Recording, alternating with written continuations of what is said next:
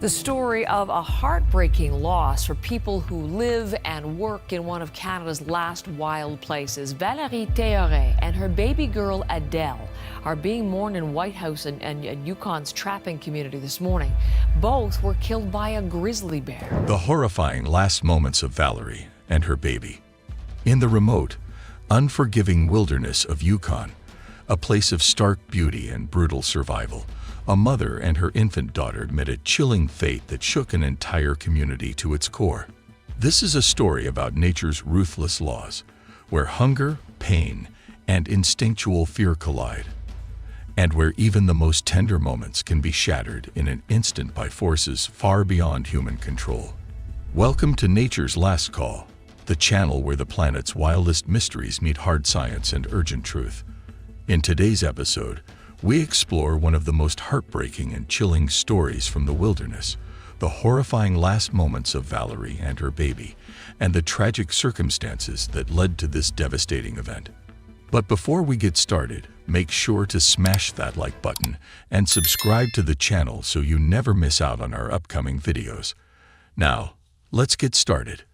On November 26, 2018, a small family awoke in their modest cabin near Einerson Lake, just outside the village of Mayo.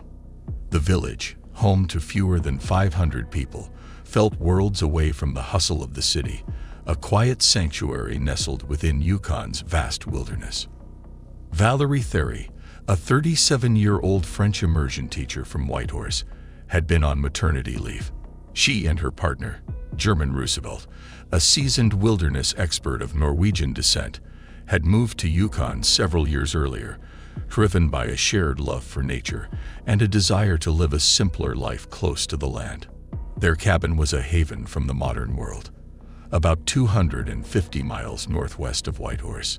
Roosevelt had grown up hunting and trapping alongside his father and grandfather, learning the ways of the wilderness from a very young age. Together, the couple operated a seasonal fur trapping business, fully immersed in Yukon's backcountry life.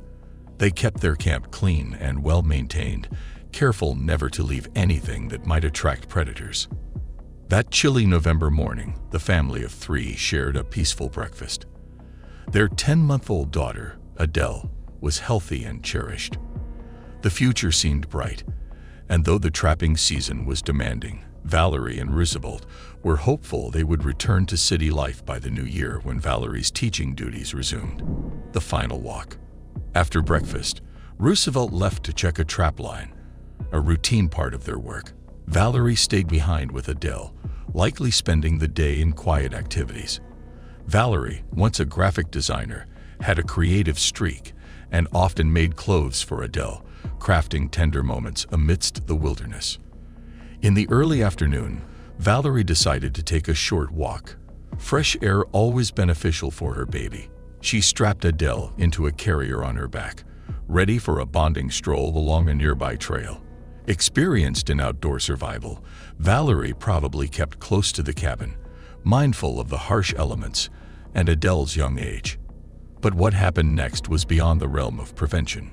Hidden just 6 feet away from the path, a famished grizzly bear lurked. This was not a bear defending its territory or young. This was hunger-driven desperation, a predator in pain, driven by instincts older than time. The attack. The bear, weakened by hunger and pain yet driven by desperation, had been silently stalking through the dense underbrush for hours. Its ragged breaths and erratic movements betrayed a creature pushed to its limits, both physically and mentally. Suddenly, without warning, it burst from the thick foliage, its massive frame crashing toward Valerie and her infant daughter, Adele. The two were caught completely off guard. Valerie's instincts kicked in too late. There was no time to shield her baby, no chance to fend off the brutal onslaught.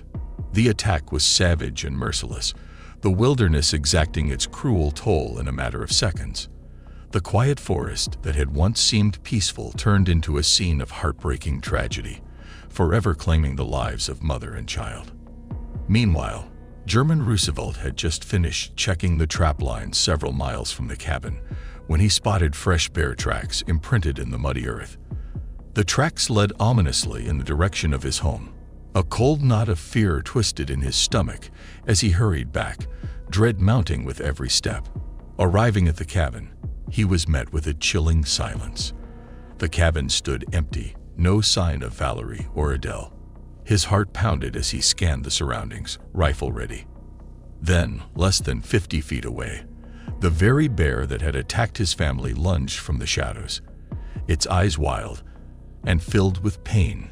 Roosevelt fired repeatedly, each shot ringing through the stillness until the fourth bullet finally felled the beast. But victory was hollow. With trembling hands, Roosevelt found Valerie's lifeless form a short distance away. Nearby lay the remains of baby Adele, a heart-wrenching sight that shattered his soul. Overcome with grief, he gently covered them both and activated an emergency beacon, calling for aid from the remote town of Mayo. The tragedy marked the beginning of a somber and painful chapter in Roosevelt's life, a harsh reminder of nature's unpredictable and often devastating power. Community and investigation. The small community of Mayo, tightly knit and known for its resilience in the face of harsh northern conditions, was shaken to its core by the devastating news. The loss of Valerie and Adele cast a deep shadow over the town, where everyone knew the family and shared in their sorrow. In response, the Royal Canadian Mounted Police, RCMP, and the Yukon Department of Environment immediately launched a comprehensive investigation to understand exactly what had led to such a tragic and rare event. The findings were both heartbreaking and baffling.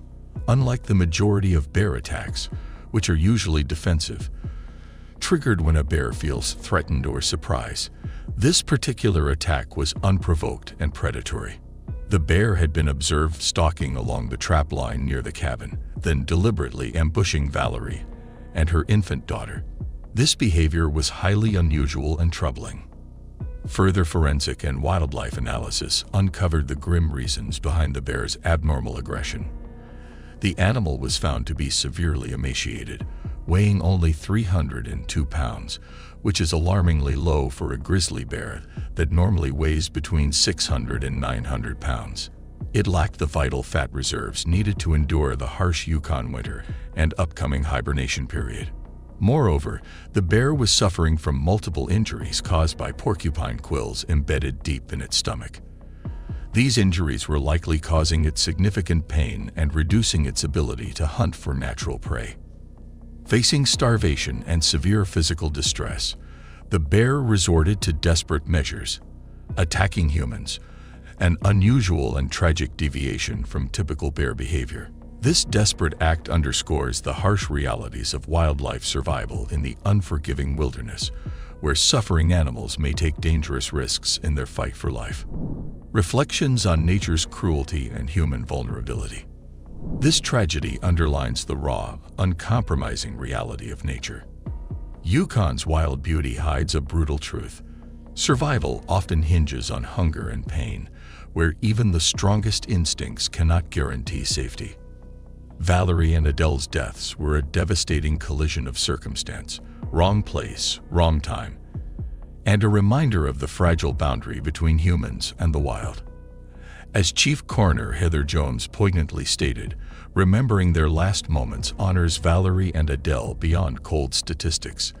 They were daughters, a mother, a partner, a teacher, a beloved member of their community. Their lives and deaths resonate deeply with all who knew them. Safety lessons and final thoughts.